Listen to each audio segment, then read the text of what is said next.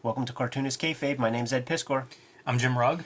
Going to take a look at Raw magazine, issue number 2, man. Hard to come by item, so we figured if it's in the library, might as well go through it, show everybody the thing. This is not something that's going to be reprinted anytime soon. But first, Jimmy, what do you have up front? Well, since we're looking at formally innovative comics, I'm going to show off the world's first blacklight comic, Octobriana 1976. This is a comic that I did last summer.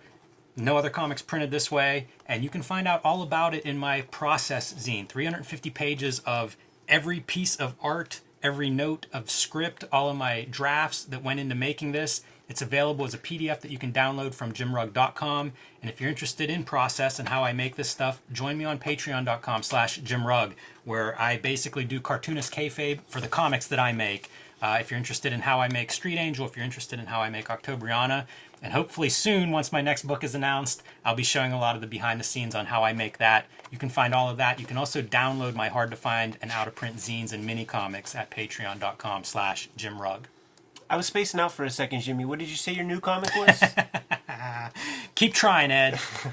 One day soon, I'm going to surprise you and answer that question. All right, man. We're going to be looking at a bougie magazine, but let's take things back to the streets for a second, dude. Red Room from Fantagraphics. My new comic is out in the wild. We have tangible goods to actually show off. It's not vaporware any longer. 64-page first issue. That's triple the size of your average jobber comic, but it is not triple the price. Just tack on a couple extra dollars because this sucker is a little heavier. Murder on the Dark Web for Fun and Profit is the name of the game. And when you get an issue of Red Room Comics, you're getting a full experience. So you have a complete tale here. It's a great introduction to the world of Red Room. Sets up a bunch of the rules that all the other stories have to kind of abide by in order for them to work. And if you like it, this comic is going to be a monthly joint. So we are already sending issue 2 off to press in a couple of days. This is the cover for issue 3. Get it put on your pull list, your subscriber box at your local comic shop. And if you don't have a good shop in town, then pre-order and order the comics directly from Fantagraphics. I have a link in the link tree in the description below this video that can take you to that pre-order page. And if you want to read the comics ahead of time, hit up my Patreon, patreon.com/edpiskor. 3 books get you the archive there. And I have more than 3 issues available now. That's well over 100 pages with new strips showing up every Tuesday. Jimmy, let's take a look at Art Spiegelman and Francois Moulet's epic anthology series, Raw Magazine issue number 2, man. These are always such a treat for me. One, because I don't have a full run of Raw. I have a couple of issues. I have the Read Yourself Raw that collects some of the highlights. But I always think whenever we look at this is a comic that if it came out today, it would almost be as groundbreaking as it was in the 80s. Like, how is this comic 30 years old? Like, incredible. Yeah. 35 years old, I guess. Yes, sir. Unbelievable. Just really luxuriating in just like the formal aspects of comics. They throw in some prose here and there, man. Take a second, man, to just like marvel at this Just Swart cover.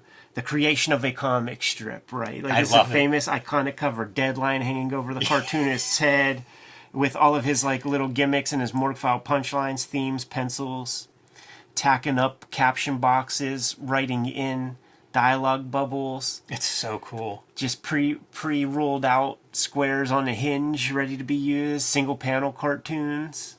Comics Factory. You know, and speaking of the time period when this is going to be on the shelf, the production, the color, it's just such a high level compared to what's coming out in the mid 80s, early 80s.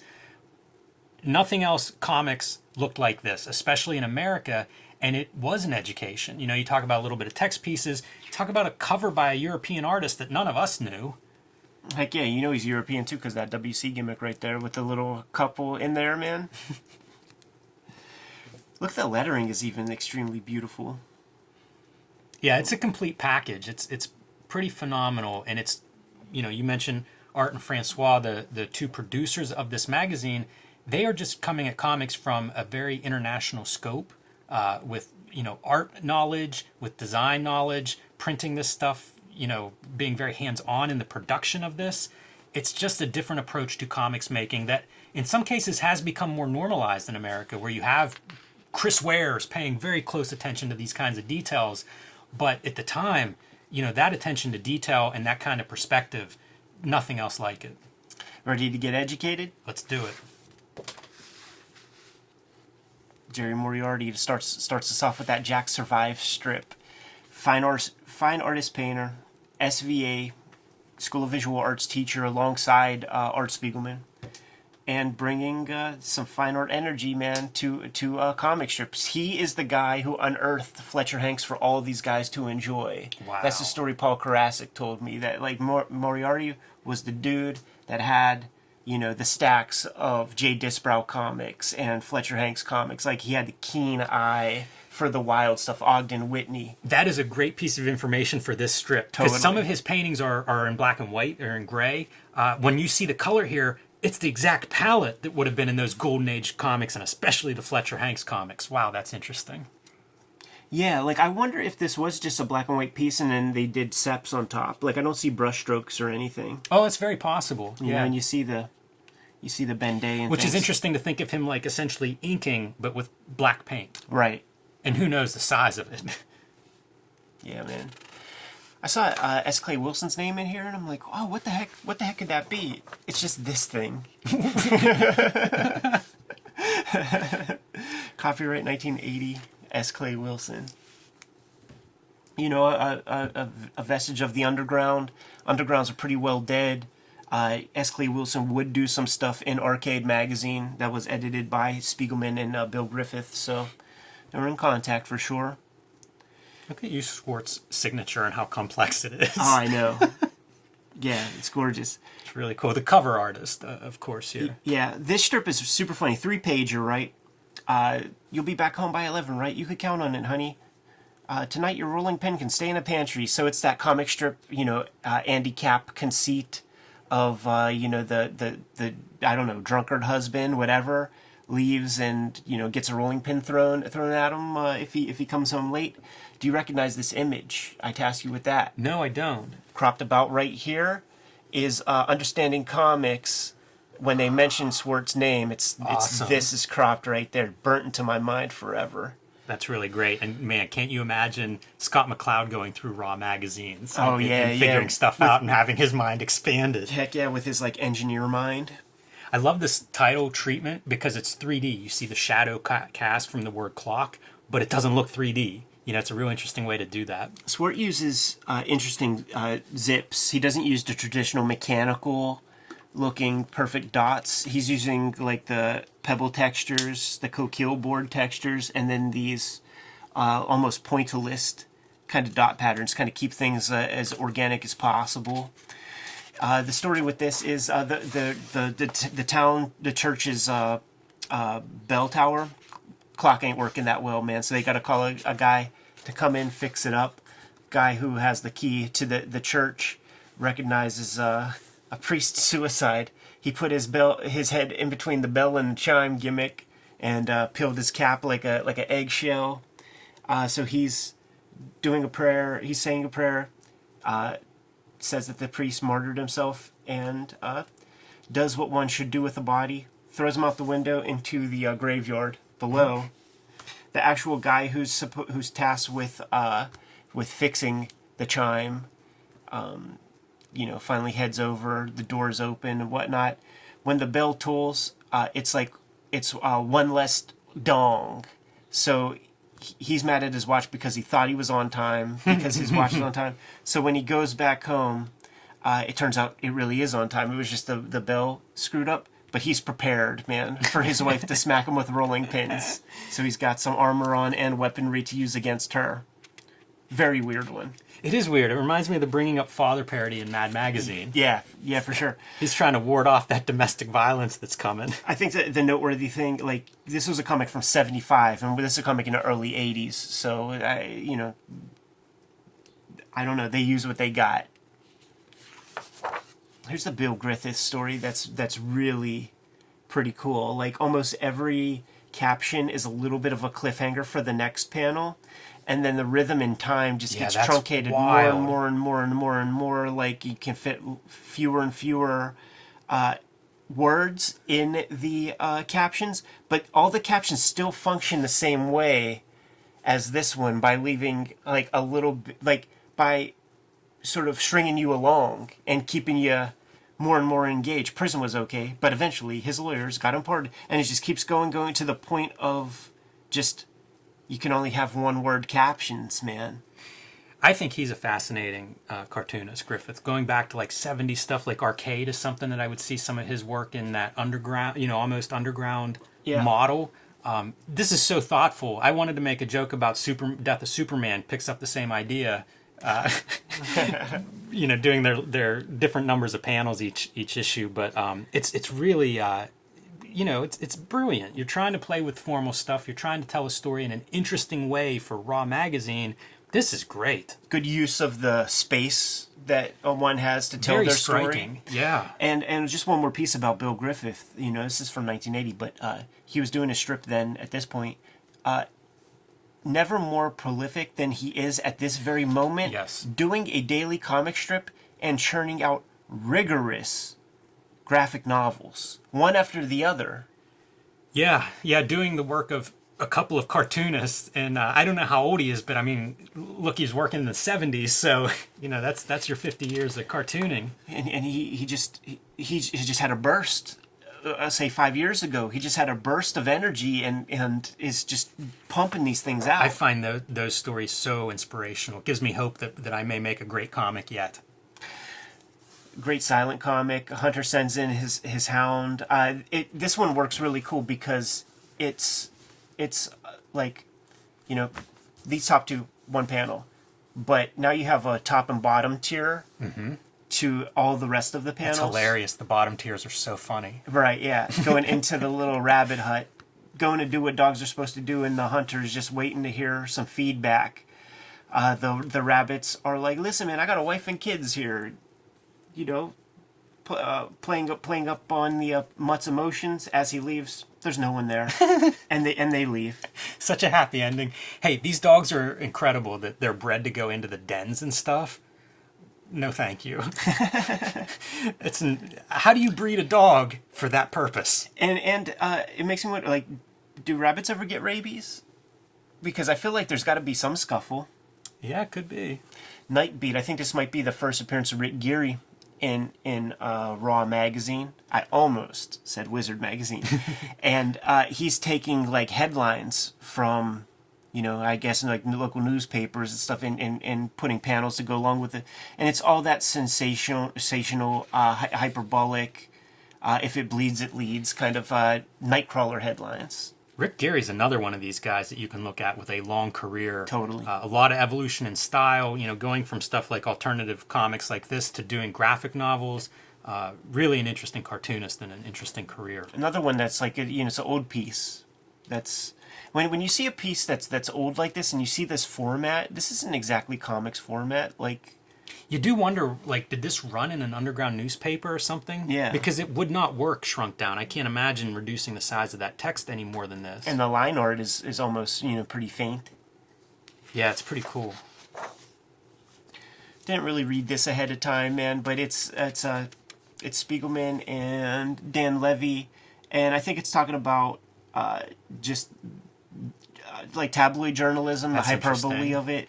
And given today's the climate for journalism, pretty interesting article. Yeah, the exploitation mags, just how news events are being exploited.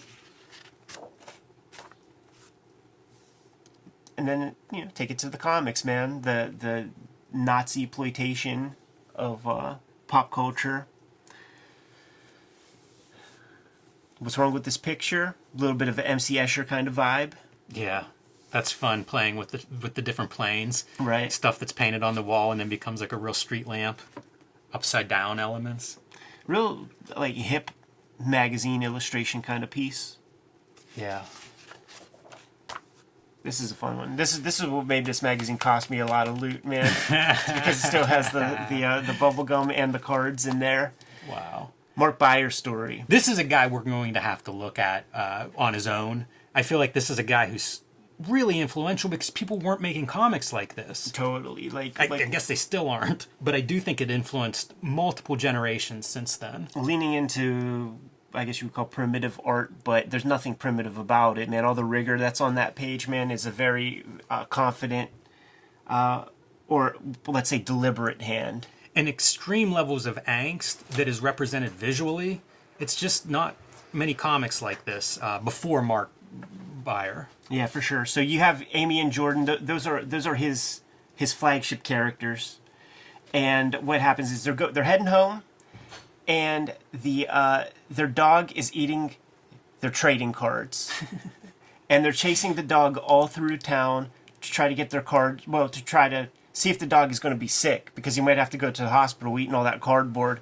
Gets hit by a car. The cards explode from his body. What a dramatic, like him being hit by the car. Like the images for that are so wow. And speaking of that, like what kind of car is that? I mean, what kind of dog is that? Yeah, no doubt. You have to imagine that buyer's looking at like a Rory Hayes or somebody. That makes sense. Right? That makes a lot of sense.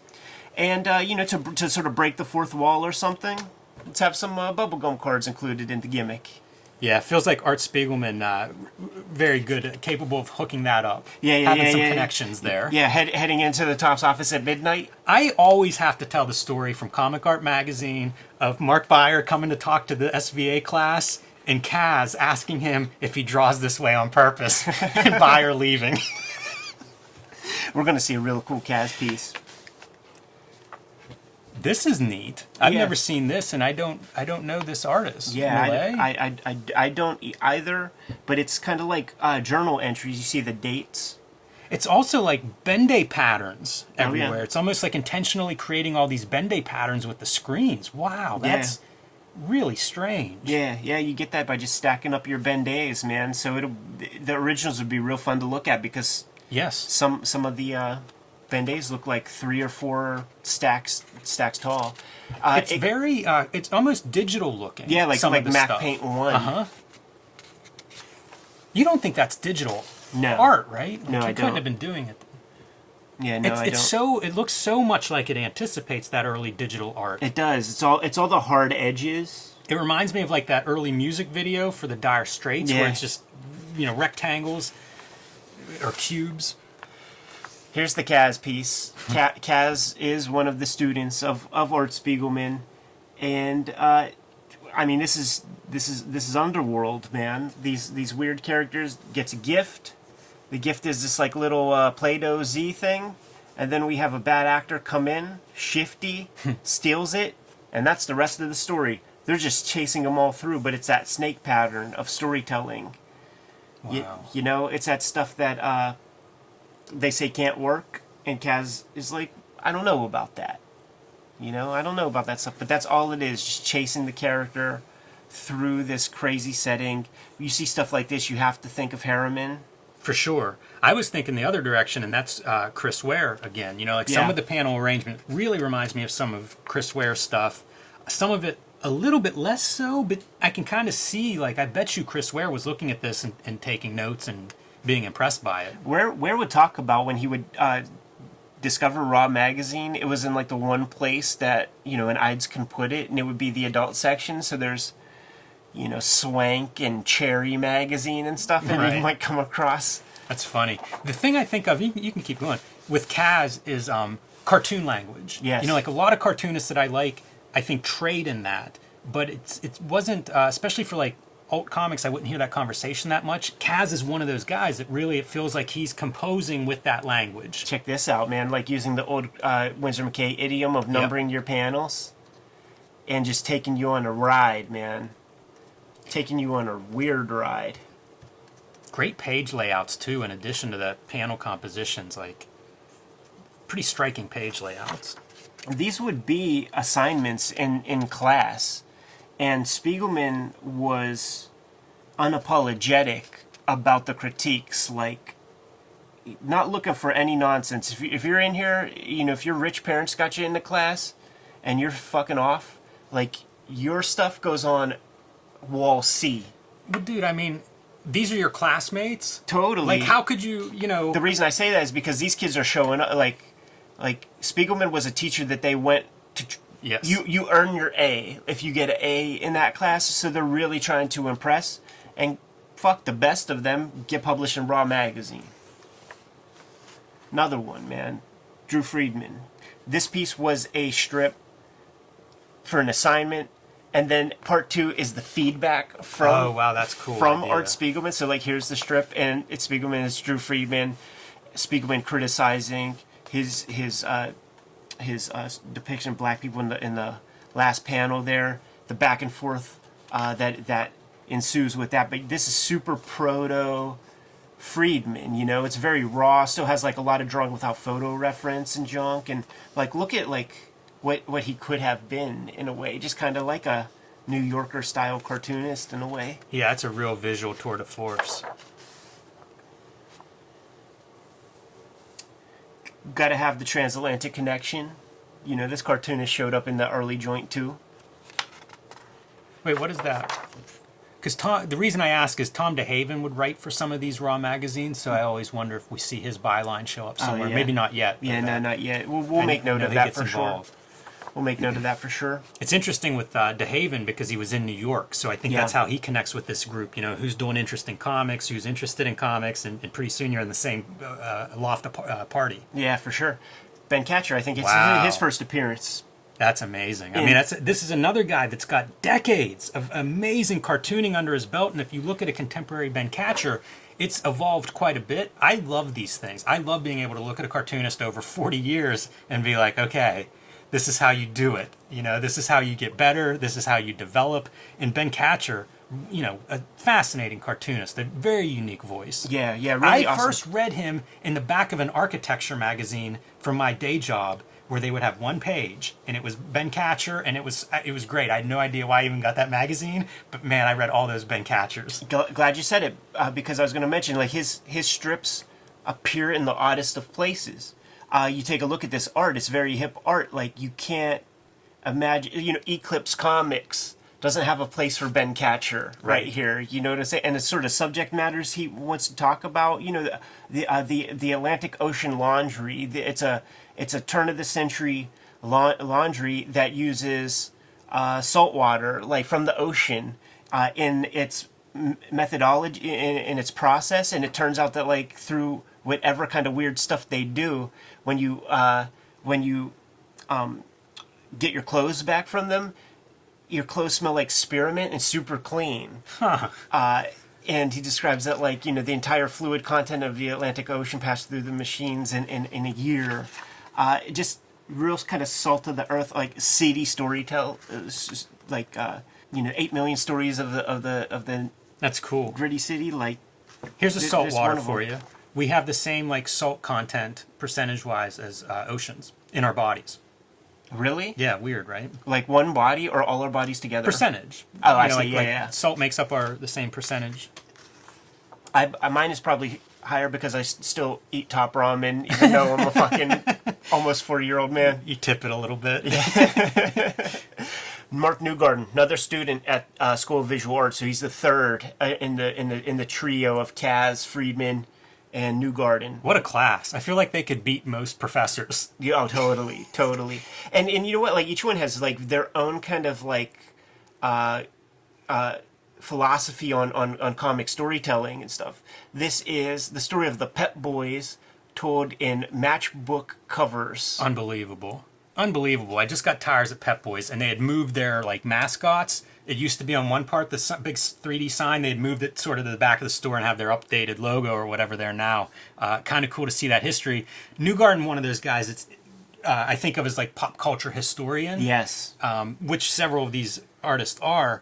This is great seeing the matchbooks in this style. As I think panels. is really attractive. Yeah, really cool. And he's solving things here, man, because you know, you have him on this plane. Like, you might want to read it this way, so follow the number. You know, makes perfect sense. And as a historian, he's got like one of the great collections of like any video footage that was ever captured of like Milt Caniff or Chester Gould. Like he has that stuff, and he's compiled the big stuff. He brings it to comic conventions when he gets out of the house. And he does funny comics, right? He does gag comics. He does funny stuff. Funny Yeah. cartoonist. What's that nun called?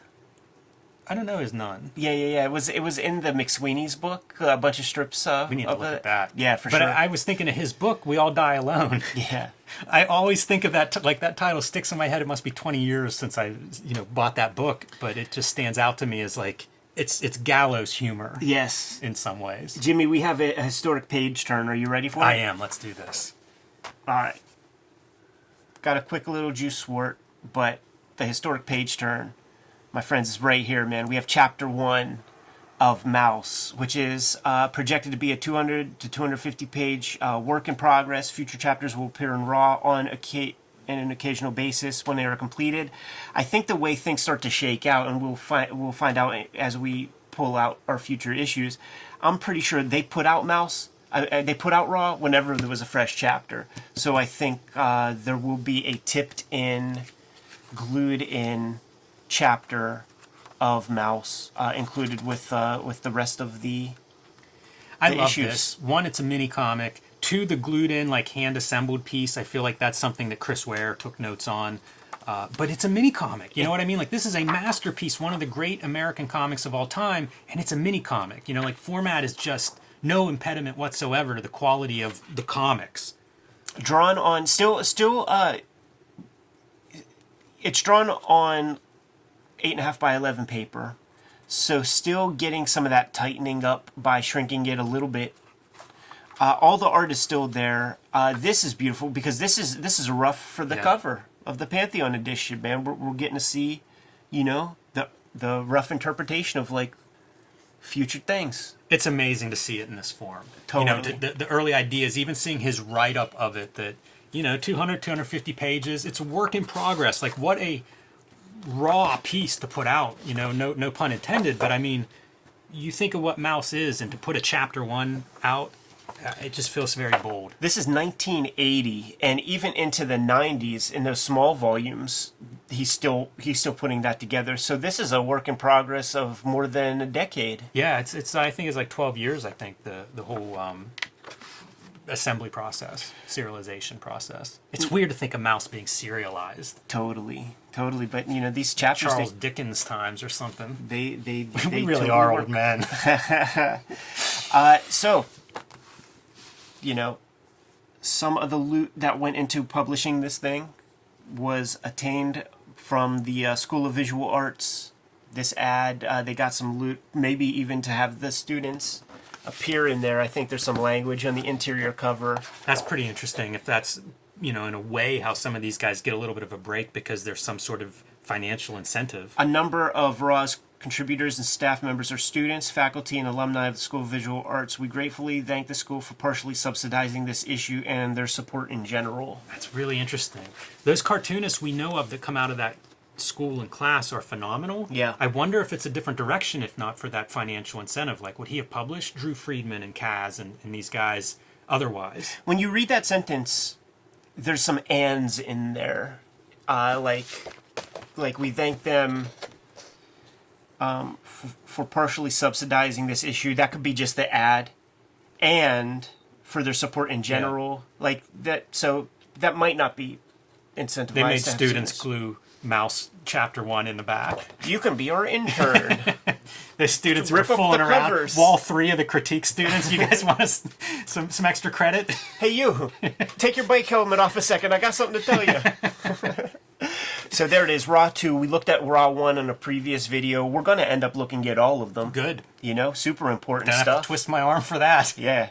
And these are, if people are complaining about the size of their magazine-sized comics and how to store them, you could imagine that a lot of these got beat up over the past 40 years. I would love to know a breakdown, a percentage of like how many Raws were bought in a comic book store versus how many weren't. I bet you vast majority were not bought in comic book stores. And I bet a vast majority of them were bought in New York alone. That's probably true. On the newsstands and stuff. They said that the size and format of this was to sort of like exist on the shelf right next to Warhol's Interview magazine. So about the, close to the same size and stuff, man. So bold in every way. That's goddamn right, man. Anyhow, gotta go make notes on issue number 3. Yeah. Kayfabers. Like, follow, subscribe to the YouTube channel, hit the bell. We'll notify you when new vids are available. Jimmy, what's out there, man? Join me on patreon.com/JimRugg, where you can download my out-of-print, hard-to-find zines and mini-comics. You can see my original art. You can see how I make Street Angel, Octobriana, and a lot more. Patreon.com/JimRugg. Red Room comics are out in the wild as of today, man. Go to your local comic shop, scoop up a fresh issue. If you got the first issue, you want more, get it put on the pull list. Every issue completely self-contained. If you don't have a good shop close to you, then you gotta Move. you got to pre-order those comics and order them directly from Fantagraphics. Hit my link tree in the description below this video. It's going to take you to a porthole to the Fanta website, and there are 4 issues available for order or pre-order. If you want to read the comics ahead of time digitally, you can hit up my Patreon, patreon.com/edpiscor. 3 books get you the archive there, and there are well over 100 pages up there right now. Join the Cartoonist Kayfabe e-newsletter at the links below this video to keep up with everything we have coming up in 2021. You can also find Cartoonist Kayfabe t-shirts and merchandise at the links below this video. Very inspirational little magazine we looked at here today, man. I'm jazzed up to get back to the board. Jimmy, give these guys their marching orders. We're going to be on our way. Read more comics.